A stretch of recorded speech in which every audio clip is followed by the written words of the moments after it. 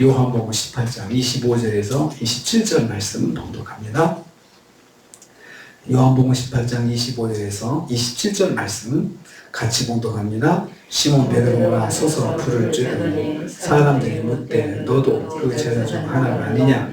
베드로가 부인하여 이르되 나는 아니라 하니 대제사장의 중 하나는 베드로에게 귀를 짜는 사람의 친척이라. 이르되 내가 그 사람과 함께 동산에 있는 것을 내가 보지 아니하였느냐? 이에 베드로가 또 부인하니 곧 닭이 울더라. 아멘. 아멘.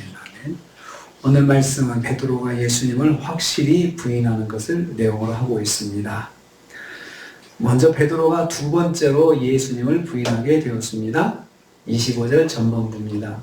예수께서 잡히시던 밤 날씨는 참 쌀쌀했습니다.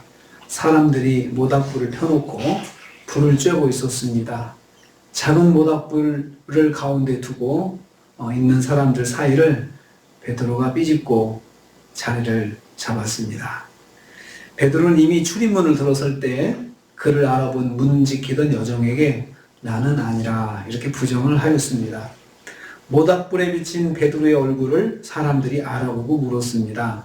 너도 그 제자 중 한 사람이 아니냐고 물었습니다. 확실한 질문을 한 것입니다. 두 번째 질문입니다.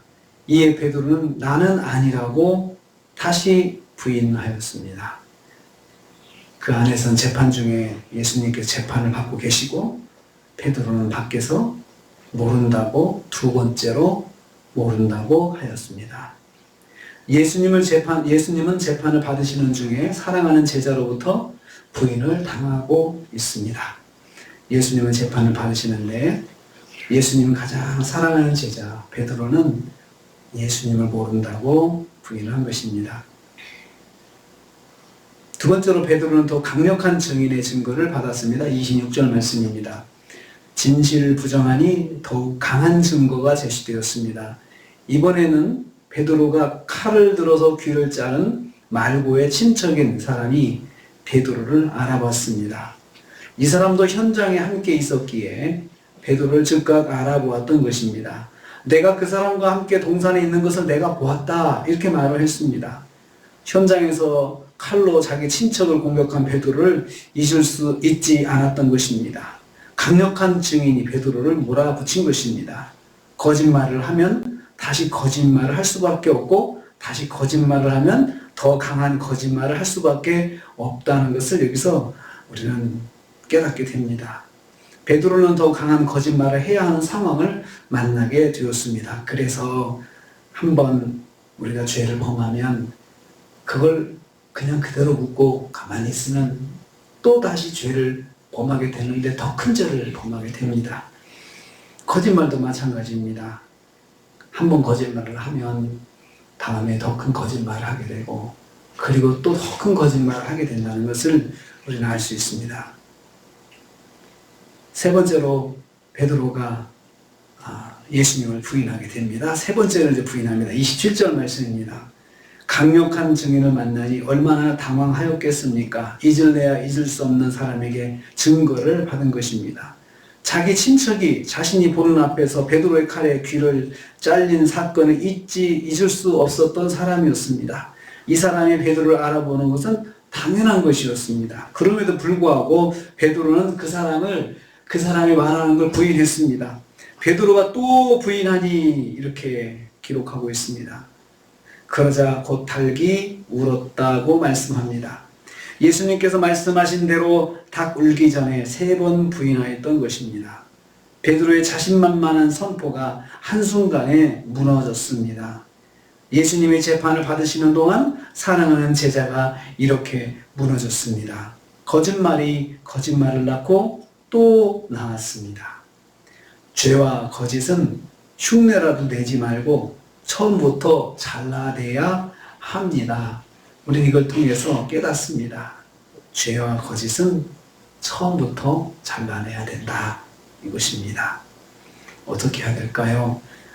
우리가 하나님 앞에 범죄했을 때 바로 십자가 앞에 나가야 됩니다. 우리에겐 그 길이 열렸습니다. 은혜의 보좌다. 성경은 말씀하고 있습니다. 그 은혜의 보좌 앞에 나가야 됩니다. 주님, 제가 잘못했습니다. 제가 또 죄를 범했습니다. 십자가의 은혜를 저희가 또 받아야 되겠습니다. 주님, 저를 용서해 주십시오. 이렇게 해야 됩니다. 베드로의 참 안타까운 모습, 우리는 오늘 묵상을 했습니다. 성경은 3번 부인한 걸 연속해서 말을 하면서 3번을 부인했다. 아주 강력하죠. 뭐든지 3번 하면은 강하게 인상이 바뀌거든요. 베드로에게 이 3번의 부인은 베드로 인생에 있어서 잊을 수 없는 그런 실패가 되었던 것입니다. 처음에 만약에 그렇다라고 했으면 어떻게 했을까요? 그래, 내가 그렇다. 나는 저분의 제자다. 당신이 말한 것처럼 나는 저 사람이 저분의 제자인 것은 확실하다. 이렇게 했으면 어떻게 됐을까요? 오늘도 우리가 하루를 시작합니다.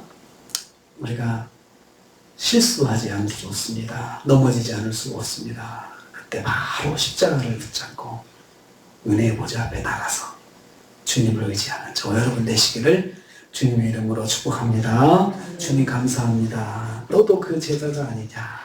강력하게